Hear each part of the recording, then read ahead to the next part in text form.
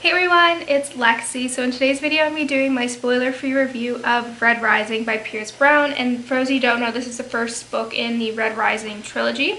So if you've seen my 2018 bookish goals, you know that I'm trying to get through all the books that have been on my TBR, and this is one that's been on my shelf for a couple years now, and I decided I'm either going to read it or get rid of it. So I read it.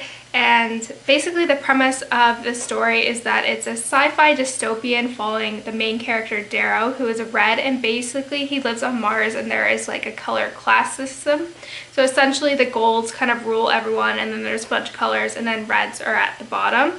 So he ends up getting recruited to go undercover as a gold and compete in their like ceremony schooling thing where they decide who gets to be an apprentice for someone important and powerful, and it kind of takes off from there. So I did find that overall kind of storyline to be really interesting, kind of him going undercover within the society, and when he's there he ends up making friends with golds, which I thought was neat. And he even says, like, you know, it's weird, like I consider these people like my brother and sister now, and just kind of his internal conflict with that and just the way golds treat his people, like his red like blood people. So I thought that was really interesting, but I found Darrow to be very arrogant and self-centered, and I don't know, I didn't really care much for him, and I never really got attached. And I think that was one of the biggest things here. Like in particular, there's so many side characters in here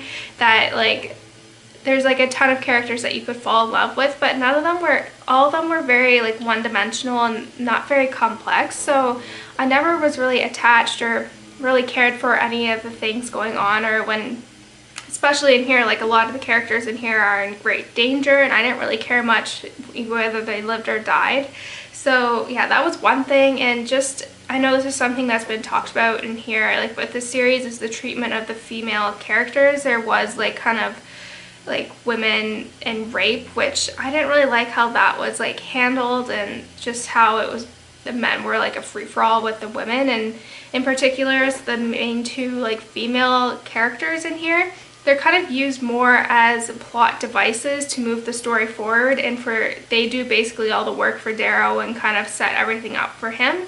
So I really had a lot of problems with just kind of that storyline, and I don't know, it really bothered me with that. And yeah, so I was really disappointed because I was looking into getting like into an adult kind of fantasy, but I just did not like this. I gave it a 1 out of 5 stars. I did enjoy kind of the undercover side to this story, but other than that, like, I didn't really care much at all for this plot or anything, the characters, nothing. And for like a solid like 200 pages, like literally nothing happens, and it's just irritating. And like, again, like the girls, or the one main character girl, like she does everything for him, so I didn't really understand the reasoning. The writing was kind of, the pacing was weird. In particular, like sometimes in sentence it would be like, oh, she's fine, and then a week later she's dead, like all in one sentence, or like she's really sick. So it's just weird. Like I didn't really like this. I had really high expectations because I've heard overall generally good things about this series, but